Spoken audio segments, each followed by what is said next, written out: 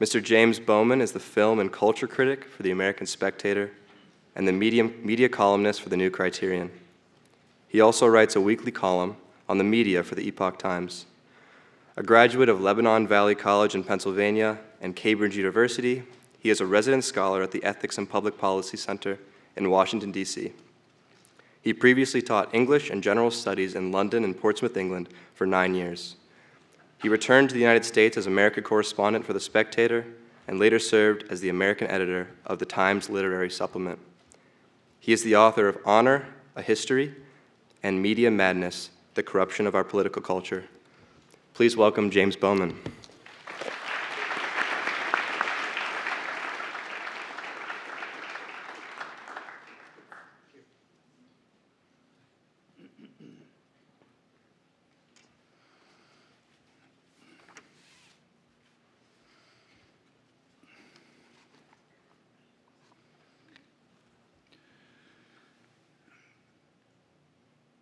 There's no knowing for sure, of course.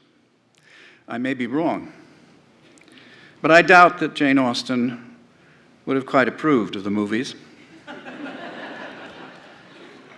We know from Penny Gay's Jane Austen in the Theater that she was a keen theater goer whenever she had the chance, and was even quite undiscriminating in her taste, which ranged from Edmund Kean's Shylock in Drury Lane in 1814 to the lurid melodramas of which we find several parodies among her juvenilia. But there is and always has been a titillating, voyeuristic quality to the movies, a sense of the camera's inevitable intrusion into personal and domestic privacy that must have made moving pictures more like the amateur dramatics and amateur actors of which we know from their treatment in Mansfield Park that she disapproved. There, in arguing against the amateur performance of Lover's Vows, a play about extramarital sex and illegitimacy, Edmund Bertram pleads against his brother Tom's contention that their absent father would approve of it because he approved of their declaiming Shakespeare when they were boys.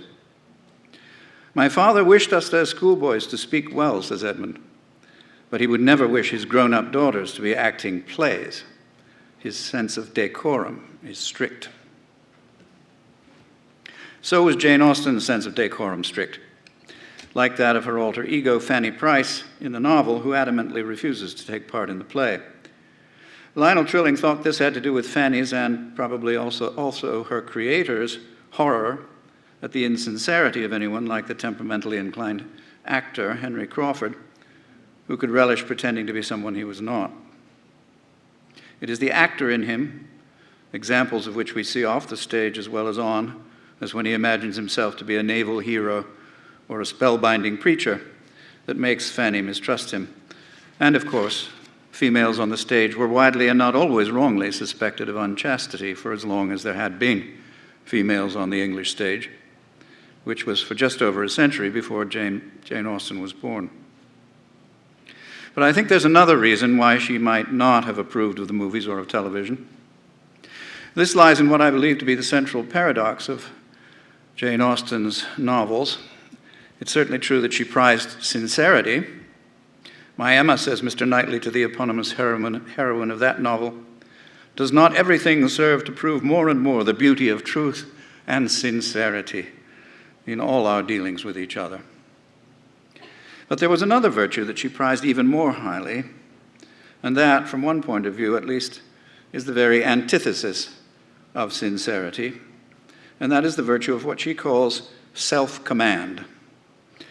Oh, that my dear mother had more command over herself, laments Jane Bennet in Pride and Prejudice, when her dear mother keeps giving her painful reminders of her having been forsaken, as she supposes, by Mr. Bingley. Self-command was particularly important for women because the inability to suppress her feelings of regard or attachment for a man, at least until he was prepared to offer her his hand and fortune in marriage, was likely to lead a woman into unchastity and consequent ruin, as it does Maria Bertram in Mansfield Park and Isabella Thorpe in Northanger Abbey, and almost does Marianne Dashwood in Sense and Sensibility and Lydia Bennet in Pride and Prejudice. It may seem hard for us us to reconcile such suppression of one's feelings with the truth and sincerity in all our dealings recommended by Mr. Knightley, but I don't think it was hard for Jane Austen or her contemporaries. Our first requirement for appreciating her, therefore, either on the page or on the screen, is for ourselves to try to understand the importance, for the kind of moral seriousness of which Jane Austen is always an advocate, of what we would nowadays call the repression of powerful emotion. The first time I was asked to compare the various cinematic or televisual versions of her works was in the millennium year of 2000, before many of you were born, and was at the request of something called the Independent Women's Quarterly, a publication now no longer in existence, I'm sorry to say. Of the screen versions of her novels then existing, I chose the 1993 adaptation of Sense and Sensibility, written by Emma Thompson and directed by Ang Lee, as the best. You'll have a chance to see it on Tuesday, and I think I can promise you a treat in store if you haven't seen it, including fine performances by Kate Winslet as Marianne Dashwood, the late Alan Rickman as Colonel Brandon, Imelda Staunton as Mrs. Palmer, Hugh Laurie as Mr. Palmer, Imogen Stubbs as Lucy Steele, and Greg Wise as Willoughby. Even Hugh Grant as Edward Ferrars, who you would think would be all wrong for the part, manages to make the blockish Edward almost plausibly lovable by poor Eleanor, who is played by Emma Thompson herself. And it was her performance, the more than anyone else's, which was the making of the film, in my opinion. Her heroic self-command in the face of the twin calamities of her sister's indiscretions with Willoughby, and Lucy Steele's entrusting her with the unrevealable secret that the man she loves is engaged to another, literally keeps her family together. And it is rewarded at the end in a scene which, as I wrote at the time, it is impossible to watch unmoved, when a diffident, po-faced Edward reveals that he is not, as everyone had supposed, married to Lucy Steele. Didn't she know that Lucy had married his brother instead? Didn't everyone know it? At this point, the hitherto impassive Eleanor, rigid with self-command, suddenly bursts into convulsive sobs that continue as her mother and sisters leave the room, leaving Edward and his long despaired of proposals with Eleanor. The whole movie, the whole struggle between Eleanor's sense and Marianne's sensibility, the whole of Jane Austen, in a way, is present in that moment of epiphany, when self-command, like a dam breaking, finally gives way, because it can give way, to the pent-up emotion behind it. I remember reading somewhere, alas, I cannot remember where, that in Jane Austen's day, the English were looked on by the rest of Europe the way the Italians were later to be, as typically emotionally incontinent, wearing their hearts on their sleeves, as my father used to call it, and unashamed to weep in public. It was supposedly only in the Victorian era that the famous British stiff upper lip came into being, especially for men, and the ability to suppress one's feelings became a marker of manhood as well as politesse. I'm not sure that this is true. At the first meeting in several months of the brothers Knightley in Emma, we read that, "How do you do, George?" and "John, how are you?" succeeded in the true English style, burying under a calmness that seemed all but indifference the real attachment which would have led either of them, if requisite, to do everything for the good of the other. Self-command is as important for men as for women, in other words, as a mark of good breeding and good manners. You may have noticed something of this kind of emotional restraint, which was still typical of the English within living memory, in the version of Pride and Prejudice that was shown here this afternoon, and which was made during the Second World War when British upper lips had to be at their stiffest.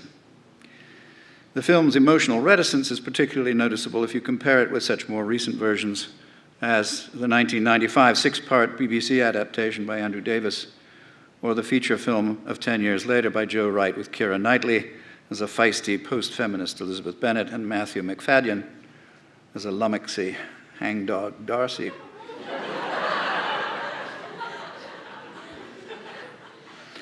Laurence Olivier, the Darcy in the 1940 version of Pride and Prejudice, was thought at the time to represent something of a break with the old declamatory style of acting more appropriate to the stage, in favor of a more realistic manner demanded by the movies. But his Darcy seems to me to be an example not so much of emotional suppression as of emotional absence.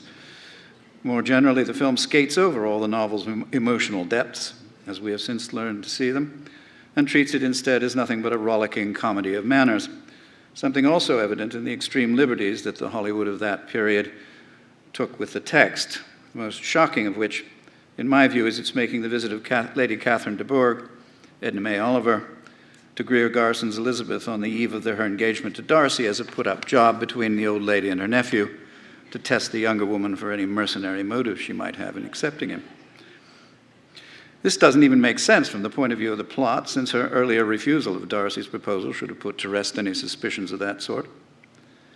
My own suspicion is that the screenwriter, Aldous Huxley, raised in stiff upper lip Britain and working on a dramatization of the novel by the Australian transplant Helen Jerome, simply took its theme of emotional restraint and reserve for granted. The same is true, though to a lesser extent, if you go back and look at the BBC's adaptations of Persuasion and Emma from 1971 and 1972, respectively, in which the staginess of early television drama, especially in such period pieces, or costume dramas such as these, combined with what one can only suppose to be the congenital stiffness of the actors, make them almost unwatchable by present-day standards, though they do have the virtue of including more, if it is a virtue, of including more of the text than most versions. Yet in their stiffness and formality of manner and apparent lack of feeling, these 1970s versions of Jane Austen must be closer to the way she herself would have envisaged her characters than later versions. The more important way in which they go astray, in my opinion, is that they treat the novels as being satirical in a way that Jane Austen was not, or not in the sense as we now understand the term. In other words, they see her as a satirist of social class distinctions and snobbery, things that were of greater concern in the last century than they were in Jane Austen's time or than they are now that our political attention has turned to more interesting classes of the self-identified oppressed than those who merely lack leisure, social prestige, or money. But Jane Austen, I think, has no political axes to grind. She takes distinctions of social class for granted, and it would never occur to her to ridicule others who do the same. Though some may give too much importance to social standing, like Lady Russell in Persuasion, of whom it is said that she had a value for rank and consequence which blinded her a little to the faults of those who possessed them. Corin Redgrave of the Socialist Workers' Party and the famously radical Redgrave family, hamming it up as the snobbish Sir Walter Elliott in the 1995 Persuasion, so much so that he's almost allowed to overshadow the love story of Anne and Captain Wentworth, may have been the last gasp of this mid-century view of Jane Austen as social satirist. But the sudden spate of cinematic adaptations of her novels in the 1990s and after the 20th century's obsession with social class had largely spent itself, was the result, I believe, of a renewed interest in Jane Austen, the moralist, which is also how she was seen in her own time. This is important because there has never been a time in the English-speaking world when we've been more in need of moral guidance, now that we have a new ideologically based morality every day, further displacing the traditional kind, the Jane Austen kind, and assuming cultural dominance over us. The linguist and social philosopher John McWhorter does not scruple to call this so-called woke consciousness a new religion.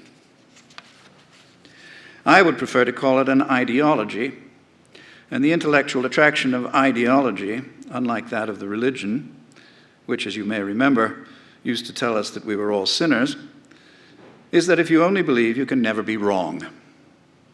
The ideologue will allow you to speak of yourself as being on the right side of history because you may assume that you already know how history will come out. Your ideology informs you of this in advance, and you can use your supposed knowledge of your supposed rightness about everything to shame those who are still among the doubters.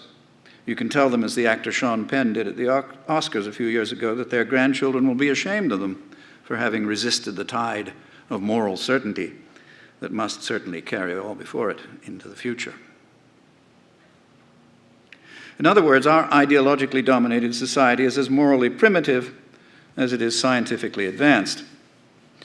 Even non-ideologues tend to take the view, as who would not, who had never been told that there was anything to stop them, that both morality and science are all about being right, when they both are much, much more about being wrong. We put all our morality, like our science, around us as if they were a cloak of invulnerability for our opinions. When properly understood, both are instead the instruments of those opinions' dissections and, very often, destruction. Some years ago, the journalist Catherine Schultz wrote a book called Being Wrong: Adventures in the Margin of Error, in which she invented a new science of wrongology. I recommend it to you as one of the most important books of our century. But Jane Austen was there ahead of her. As I see them, and as I hope you will, her novels all focus on a moral moment that can only be called dramatic, which is why they adapt so well to the screen in our time, and why they have taken on a new relevance and cogency to so many in the very, very different world of 2 centuries later. This is what I call the I was wrong moment. All of her heroines and most of her heroes have to suffer through the mortification of an I was wrong moment. Fanny Price and Anne Elliott are partial exceptions, but only partial. Although Fanny is never far from self-doubt, she is only ever wrong about being wrong, which is to say she's wrong about her occasional doubtful I was wrong moments, and right about the Crawfords when everyone else is telling her she's wrong. She's right, too, about Maria and Julia's faults of immodesty, and right about who Edmund really loves, though she tries hardest to talk herself into being wrong about this. It is Edmund who has to pass through the I was wrong fire most scorchingly, and that, I think, robs this novel of some of the poignancy of the others, wherein female wrongness seems to me, by contrast, to carry with it the conviction of personal experience. Anne Elliott's I was wrong moment takes place before the action of the novel begins, when she realizes that she was wrong to have yielded to Lady Russell's persuasion in breaking off her engagement to Captain Wentworth, which means that it is Wentworth who experiences Persuasion's main I was wrong moment, in realizing after Louisa Musgrove's accident that the firmness of purpose which Louisa has and Anne is supposed to lack is not, after all, and unleavened by prudence, the most desirable quality in a woman, and that it is only his own pride which has kept him from returning to his first love. Here, as in Mansfield Park, the main I was wrong moments being predicated of her principal male characters makes the dramatizations of both novels, compared with the others, less successful, in my view, perhaps because it's less unexpected when a man turns out to be wrong. Or at least when he admits to it. This may also be why Patricia Rozema, in her 1999 version of Mansfield Park, felt she had to jazz up Jane with a completely gratuitous polemic against slavery on Sir Thomas Bertram's plantations in Antigua, something about which her Fanny, played by Frances O'Connor, obviously finds it as easy to be right as we do in retrospect. And the same goes for the many little feminist applause lines that even the best of the movie and TV adaptations can't resist adding occasionally to the original. I've already mentioned the mistake, as I see it, in the 1995 version of Persuasion's implied self-congratulation by concentrating too much on the obvious but never acknowledged wrongness of Sir Walter, as opposed to the less obvious but more painfully realized wrongness of Captain Wentworth. Sir Walter is just one of the many characters in the novels who serve as a foil, or as foils, to the I was wrong characters by being, like today's ideologues, incapable of seeing themselves in the wrong, no matter how wrong they are. Not all these characters are villains like Sir Walter or General Tilney or William Elliott or the Crawfords. Some only come in for more or less gentle ridicule, like Mr. Collins or Mrs. Elton or Mrs. Bennet. But what they all have in common is self-assurance. Self-assurance is self-command, but without that other great Austenian virtue of self-knowledge. Unaware of itself, self-assurance takes its own mannerly insincerity for the warmest sympathy, or even, as in Henry Crawford's case, love. Therefore, it is immune to the self-doubt that is the trial through which all Jane Austen's heroines have to pass. Nowadays, we might call such self-assurance cool. Henry Crawford is certainly a very cool guy. So is Mr. William Elliott in Persuasion. John Thorpe of Northanger Abbey is a mere buffoon, like so many Oxford men, trying without success to be a cool guy. But all of them share what Jane Austen herself most often refers to as self-conceit or vanity. Not, that is, Sir Walter's kind of personal vanity of personal appearance, so much as that which she attributes to Henry Crawford when he is said to have had all the disposition to persevere that Sir Thomas could wish him. He had vanity, which strongly inclined him in the first place to think that Fanny did love him, although she might not know it herself. This kind of vanity is the salient characteristic of all her villains and her objects of ridicule, both the cool and the uncool, like Mr. Collins in Pride and Prejudice or Mr. Elton in Emma, the two latter being clergymen, interestingly, rather than actors. Frank Churchill of Emma is also a very cool guy, and so, as Mr. Knightley points out, not to be trusted. But he escapes absolute villainy by sufficient self-knowledge to be always aware of his putting on an act and of having a very particular object in doing so, and also by knowing, even as he does so, that putting on an act is wrong. He may be the only character in the Jane Austen corpus who is both culpably self-assured and capable of a sincerely penitential I was wrong moment, of at least partial self-redemption. Darcy might be another candidate, except that his self-assurance is less culpable and less calculating, and his confession of error more sincere. Willoughby, in Sense and Sensibility, is an interesting case in this respect. In a scene which was for unknown reason, understandable reasons, cut from the movie, we see him appearing before Eleanor, penitent about his treatment of Marianne and pleading with her for a measure of forgiveness. This scene is obviously meant to be taken as sincere on his part, but he has not the self-knowledge of Claudius in Hamlet, who, in his penitential scene, asks himself, may one be pardoned and retain the offense? He is, unfortunately, still possessed of those effects, a rich wife and an end to indebtedness, as well as a reconciliation with his aunt, for which he jilted Marianne. His regret at what he had to give up for them, having been insufficient to prevent him from taking the moral course, has become something he will have to live with for the rest of his life. The crime, as Eleanor observes, carries with it its own punishment.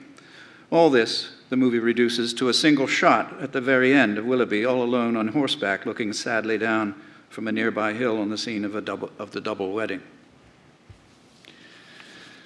Just as self-assurance is characteristic of all the bad or ridiculous people in her novels, so is self-doubt and self-correction characteristic of all her heroes and especially her heroines. Her portrayal of her unerring instinct for what the Greeks called the peripeteia, or reversal in the dramatic I was wrong moment, is what makes her novels, as well as the best of the movies or miniseries based on them, peculiarly relevant to our time. I think it's no coincidence that the two most often and most successfully adapted novels, Pride and Prejudice and Emma, are also the two with the most affecting I was wrong moments. The final chapters of Pride and Prejudice are a positive riot of wrongness, beginning with Jane's being wrong about Bingley's continuing and constant regard for her, and Bingley's being wrong about her lack of same for him. But this is nothing next to Elizabeth's constantly trying to talk herself into being wrong for the second time, but in the opposite direction, about Darcy's feelings for her, until she discovers that she was wrong about being wrong, from Darcy's confession to her about all the ways he was wrong, until she herself put him right. Then, when both daughters and their fiancés have sorted the right from the wrong, they have to put their family, father, mother, sisters, right about the ways they have been wrong about Lizzie's supposed hatred of Darcy. All this without mentioning the superlative wrongness of Caroline Bingley, Lady Catherine de Bourgh, and Mr. Collins, none of whom has the capacity to recognize his or her own wrongness. Not a character escapes the pitfalls of wrongness of one sort or another, except perhaps for Charlotte Lucas, who is presumed to have gone into her marriage with Mr. Collins with her eyes open to his many and varied wrongnesses, and closed to them thereafter. and all the characters are defined for us by their reaction to being wrong, even when, as in the cases of Mrs. Bennet, Lydia, and Wickham, they can never be got to acknowledge it. Mrs. Bennet simply ignores her own mistakes when they are revealed to her and assumes she's always thought of Bingley and Darcy as she does now. In this, she is like Mrs. Allen in Northanger Abbey and Mr. Weston in Emma, both of whom keep saying, "I knew it would be so," when everything they had said would be so turns out to be wrong. Mr. Bennet is a particularly interesting case in this respect, as he is unusually ready to admit to being wrong, but at the same time feels it less, or less lastingly than anyone else in the novel, with that capacity.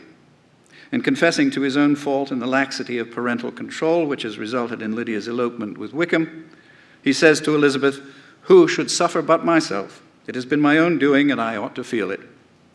"You must not be too severe upon yourself," Lizzie replies. "You may well warn me against such an evil," he says. "Human nature is so prone to fall into it. No, Lizzie, let me once in my life feel how much I've been to blame. I'm not afraid of being overpowered by the impression. It will pass away soon enough." The comedy of interlacing wrongnesses in these final chapters and the almost farcical quality of our delight in Miss Austen's unraveling of them to make everything turn out incredibly right must be why this has always been the most popular of her novels and why its various adaptations have been, on the whole, the most successful. The best of these has still got to be that 1995 BBC version in 6 parts, with Colin Firth as Darcy and Jennifer Ailey as Elizabeth, not to mention the great Alison Steadman as the Mrs. Bennet to end all Mrs. Bennets. But the connoisseur of wrongness, which I hope you are all beginning to be by now, must always have a special place in his heart for Emma, since Emma Woodhouse is by far the wrongest of all her heroines, more wrong even than the hopelessly naive and 4 years younger Catherine Morland in Northanger Abbey, at least half of whose wrongness passes unnoticed by her and remains a private joke between the author and her readers. Emma hasn't Catherine's excuse for going wrong, which may be why Jane Austen thought that nobody would much like her but herself. The number of adaptations of the novel in recent years suggests that she was wrong about this. But is that because we like her? Do we like her because or in spite of her numerous errors? Let's try to count them up. First, as Mr. Knightley points out to her in Chapter 1, she's wrong to think that she has arranged the match between Mr. Weston and Miss Taylor. Then, she's wrong about Harriet and Robert Martin, wrong about Harriet and Mr. Elton, wrong about Harriet and Frank Churchill, wrong finally about Harriet and Mr. Knightley, and each of these major errors comprises numerous lesser ones, like all those instances of which she is so eager to mistake Mr. Elton's little attentions to Harriet before her eyes are opened as to their real object. And then there are her mistakes about Frank Churchill and herself, about Jane Fairfax and Mr. Dixon, Jane Fairfax and the mysterious present of the pianoforte, and most momentously, but like everybody else in Highbury, her being wrong about Jane and Frank Churchill. Part of what leads her to be wrong in her insult to Miss Bates, a mistake also pointed out to her by Mr. Knightley. His and the Westons being wrong about her and Frank Churchill appears a mere trifle next to the number of Emma's wrong thoughts and deeds, every one of which she has to face up to sooner or later, though her final mistake about Mr. Knightley's feelings for her are as happily wrong as Lizzie Bennet's about Mr. Darcy's feelings for her. Actually, there is one species of error that she's not shown as facing up to, though it may be that we are meant to understand she does. As it takes place in private, perhaps her self-correction is allowed to take place off the page, but when she rages to herself about Mr. Elton's misdirected proposal, she abuses him to herself for exactly the fault of aspiring to rise above his social level that he had abused Harriet Smith for, so much to her annoyance. This, in turn, reminds us of her snobbery towards Mr. Martin, though it does not so remind her. She still thinks she was right to break off that match. The failure here is one of self-awareness, of not being able to see when she's blaming others for her own faults. The dawning of self-awareness is the rarest and most spiritually significant of all I was wrong moments. But in Emma it takes its most benign form, when, after Harriet confesses what she takes to be, wrongly of course, an attachment to Mr. Knightley, It darted through her with the speed of an arrow that Mr. Knightley must marry no one but herself. Here, at last, we are told, is the beginning of that knowledge of herself that can only come with a recognition that she has been, quote, totally ignorant of her own heart. So, which is the best screen version of Emma? There is much to be said for Gwyneth Paltrow's Emma in Douglas McGrath's movie of 1996, which you may see tomorrow. But it goes badly wrong itself in taking one of Emma's wrongnesses away from her and giving it to Frank Churchill instead.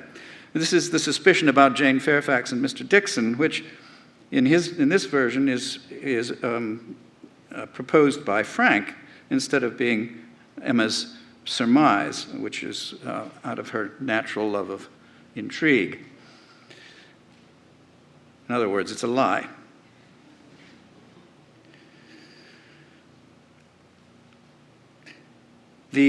More seriously, Miss Paltrow's I was wrong moments are almost as anodyne as those of her alter ego in Amy Heckerling's Clueless, which came out at about the same time. There, the Emma character, called Cher, and played by Alicia Silverstone, makes only comic errors, while her very brief I was wrong moment is soothed away and rendered unimportant by the emollient words of a very implausible Mr. Knightley character, played by the young Paul Rudd. Miss Paltrow's Emma may say that she is wrong, but we never really see anything that looks very much like a dart of self-knowledge hitting her with the speed of an arrow. On the plus side, Ewan McGregor makes a very plausibly caddish Frank Churchill. Alan Cumming is the most comically unctuous of all possible Mr. Eltons, and Jeremy Northam the most Mr. Knightley-like Mr. Knightley that I have seen. Toni Collette is in some ways the most interesting Harriet, too, but she's too much over the top, like an embryo Mrs. Bennet, and not a plausible love interest for any of the suitors to whom Emma would assign her, or even the allegedly sensible Robert Martin. The most beautiful, as Harriet is described in the novel, as well as the most charmingly dim Harriet I have seen, is Louise Dillon in the 2009 BBC miniseries, which also has by far the best Mr. Woodhouse in Michael Gambon, and a very decent Emma, and Knightley and Romola Garai and Johnny Lee Miller. Like all miniseries, it also has room to squeeze in far more of the novel and all its riches than a feature film can do. As for the last year's film of Emma, directed by Autumn de Wilde, I hated almost everything about it. Beginning with the wide-eyed, gamine-like, almost baby doll look of Anya Taylor-Joy's Emma. Indeed, I hated the looks of all the main characters except for Miranda Hart's Miss Bates, who was perhaps the best in that role I've seen. I also hated the way Bill Nighy's Mr. Woodhouse enters leaping, as if to stick a thumb in the eye of every other portrayal of him as a valetudinarian, as in, the novel. I hated the way the supposedly manly Mr. Knightley, age 37, played by 37-year-old Johnny Flynn, acts like a lovesick teenager, pumping his fist in the air and showing his apparent lack of self-command in every emotion he openly feels. Not at all, in other words, in the true English style as described by Jane Austen. I hated the self-conscious exaggeration of every comic effect and the obtrusive musical pointing with a jumble of Irish-sounding folk music, choral church music, and bits of Haydn, Mozart, and Beethoven. But when it comes to the wrongology of Emma's various self-epiphanies, especially when she responds to Mr. Knightley's proposal with the look of one absolutely poleaxed with dawning self-awareness, her almost comically wide-set eyes finally coming into their own. Moreover, a spontaneous nosebleed on the occasion seems no more than an appropriate reminder of the wounding and death and rebirth that the penitential process mimics, not to mention the arrow of self-awareness darting through her, as mentioned earlier. This, the greatest of the cinematic I was wrong moments, is good enough to make me think that all those other things that I disliked about the movie might be deliberate exercises in wrongology themselves. There's no doubt, at any rate, that I, too, can be wrong. Thank you.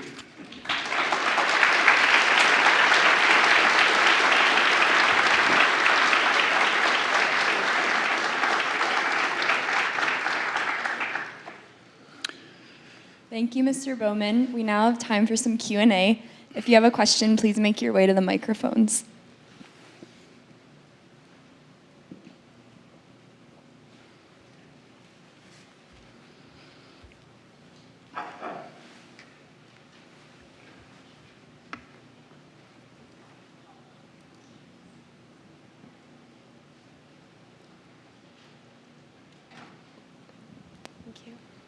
Thank you very much. That was really, that was a wonderful talk. I just was really intrigued by what you mentioned at the end. Because I'm sorry, is this better? That's better, thank you. Okay, thank you. I have not seen all of the new Emma movie, but I was not a fan of it, just because it didn't seem, it seemed to be, making fun of the book. But I was intrigued by what you said, that maybe it was all just following the wrongness ideology. It was all what? That maybe that was just the wrongness ideology, maybe? Wrongology. I was wondering if you, sorry, the wrongology, that maybe all of those other seemingly errors were just part of that wrongology. And so I was wondering if you could expand a little bit on that. Well, when somebody does something so right, you kind of look back and think of all the other things that they've done wrong in a different light.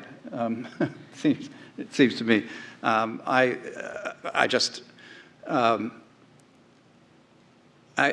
needed to see it again, obviously, after that ending, because I thought, well, if she does this right, then maybe she was doing the other things right that I thought she was doing wrong. Maybe she could only have produced this brilliant effect at the end by doing all the other things wrong that I thought she did wrong.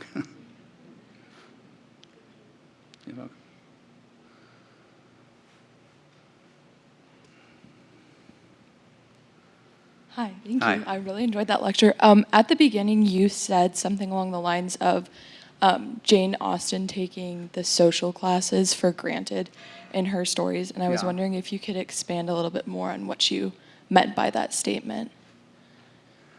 Well,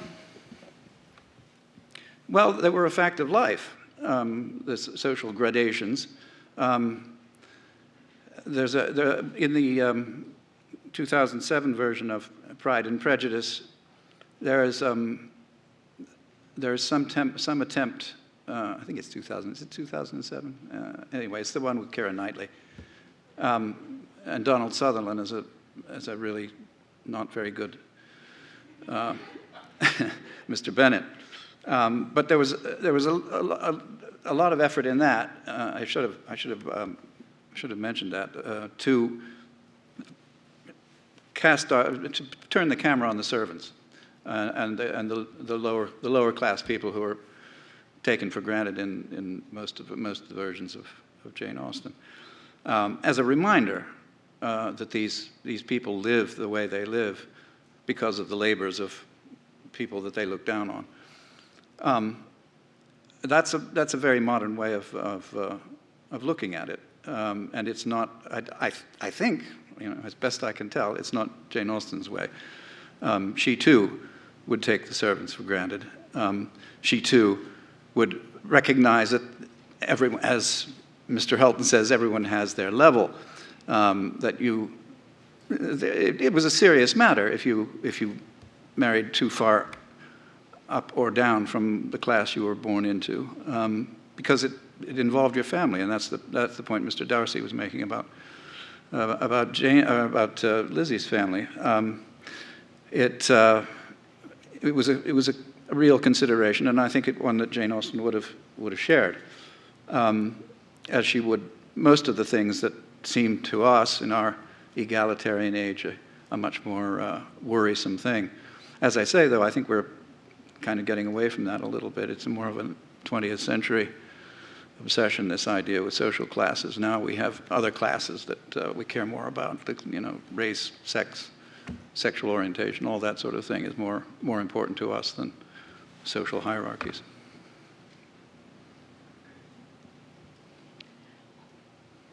Hi. Hi. So at the very beginning, you talked about Austen loving theater, but kind of hating those amateur plays that can be just kind of base. And so I was just wondering if you could speak a little bit about how she writes these books that are these moral books, but then they always have this kind of romantic, or at least who's going to marry who aspect to them. Yeah. And so kind of why that is a big part of it when she's writing such books about morality. When she's writing books about... Morality. Well, for a woman, that was the supreme area of morality. That was the morality that mattered for women more than anything else. Marriage mattered for them more than anything else. It was the only way they could escape from, I mean, women of the class that Jane Austen is concerned with, the only way they could hope to leave their father's house and move to a husband's house. You couldn't just go out on your own in those days. And so marriage and all that surrounds it, including the emotions and love, which even then was pretty important to people in looking for marital partners. This became the central concern of their lives. It's, that's what Mrs. Bennet is all about. I mean, she's a silly woman, but she's only doing what any woman in her situation would feel necessary to do, which is to get her daughters married however she could, because that's the only way they could ever be independent of her. So morality for a woman basically concerned sex and marriage, and that was pretty much it.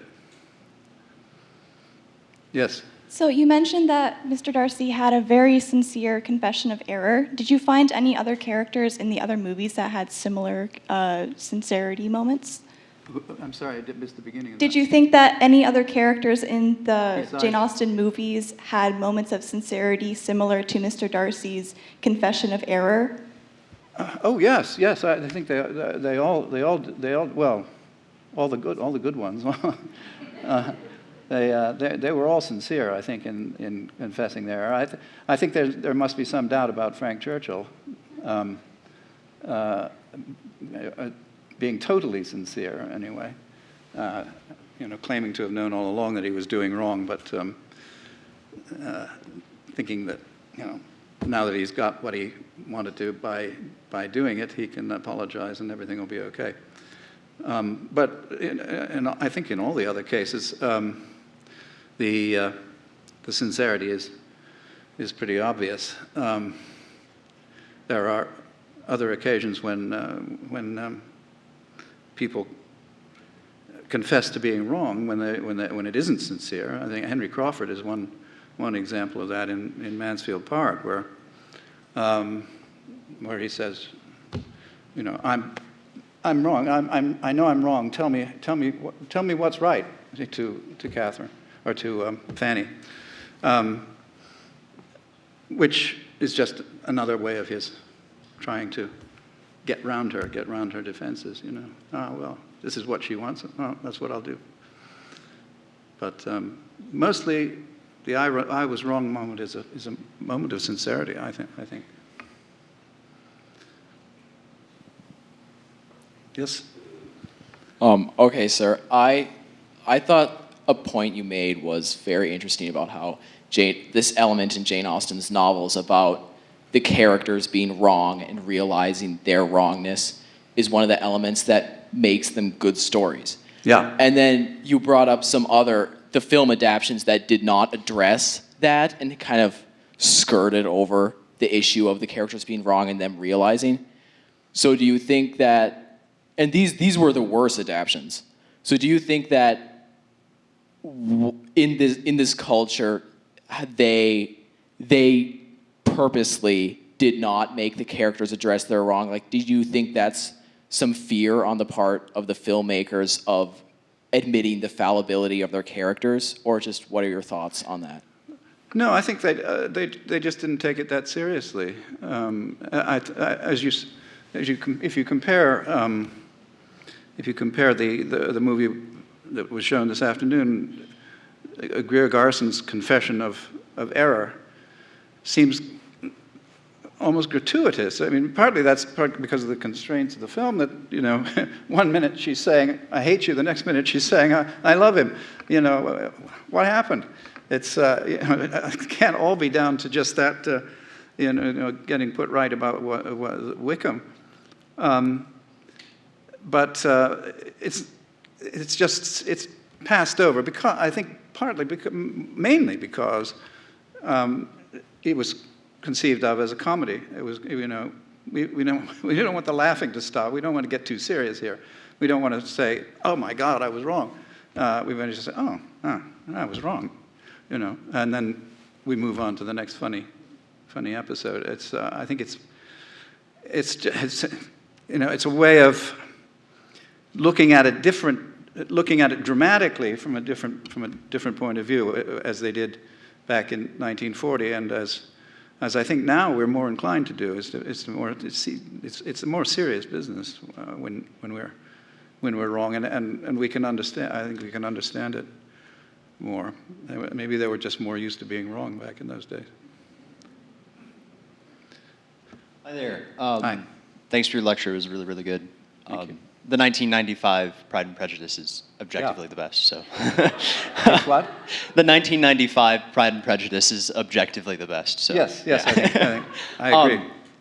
So I really like what you were saying about the kind of tension between self-knowledge and what was the other? It was self-command, I think. So what's it? Self-command, yes. Yeah, and I was just wondering what insights you think Jane Austen had as to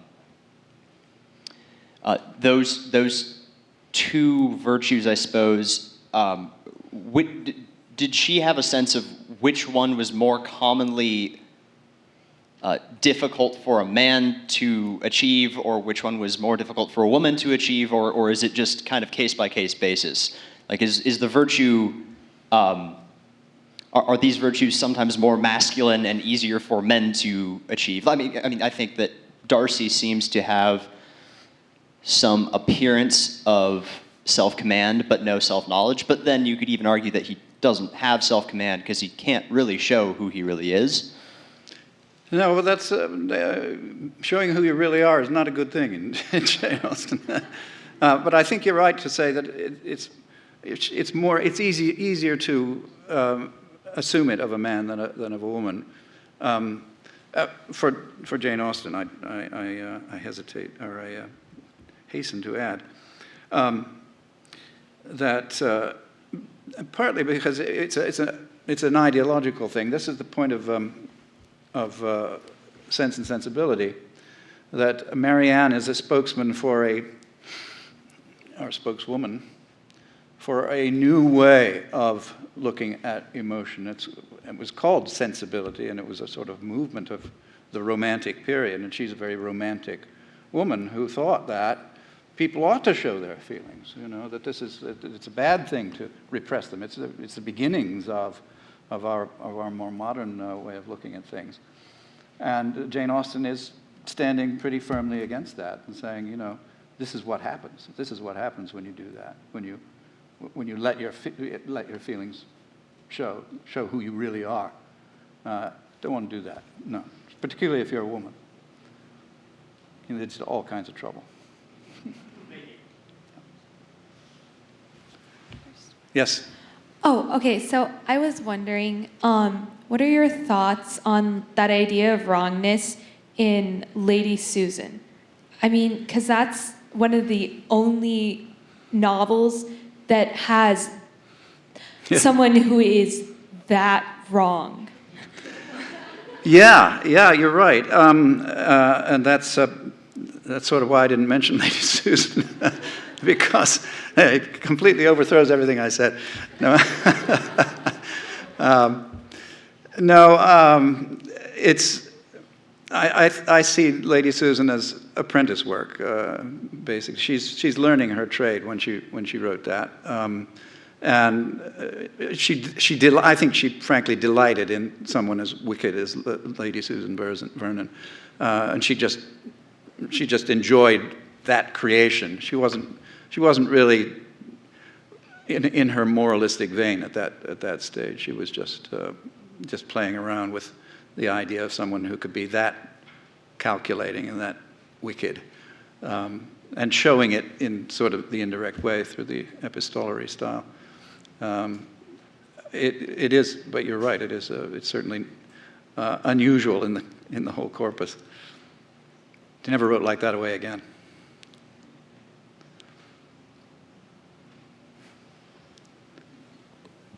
Okay, this is our last question. Sure. Hello, thank you. That was great. Thank you, Mr. Bowman. You spoke of Jane Austen as a moralist and the moralist we need. But there's moralism and there's moralism, right? And with Jane Austen, so. I just mean there's certain kinds of moralism that you don't want to sit through. But you don't really feel Jane Austen's moralism as a burden, I guess. As what? A burden. It's something. A burden. Yes, you don't feel it that way. Oh yes. Oh no. What I'm saying is, why do we like Jane Austen's moralism and not feel it as sermonic or something? Well, whereas there are many other kinds of films and novels that we don't have patience with that are trying to do something similar. That's a good question. Well, I think it's because she's so obviously sincere. She's so obviously engaged with these very serious moral issues, and not just preaching. She's showing them in action. She's showing how people actually make decisions, good and bad, and how they get things wrong, and showing it in a way that it's sympathetic. She understands how their minds are working. She understands what's going on. She's not laying down the law and saying, oh, isn't this terrible? She's just showing us. She's just showing it how it works, and we recognize that because we've had similar experiences ourselves, most of it, so it's not preachy, as you say. There's a great line in Pride and Prejudice about Mary, the serious daughter who's engaged in philosophical studies and all that, about her threadbare moralism. She's the one that always has a platitude ready for every occasion. About this is wrong and this is right. But nobody pays any attention to her because it's just words. It's just preaching. Whereas what Jane Austen is doing is showing us the thing in action, and that we can all relate to, I think. Thank you. Thank you.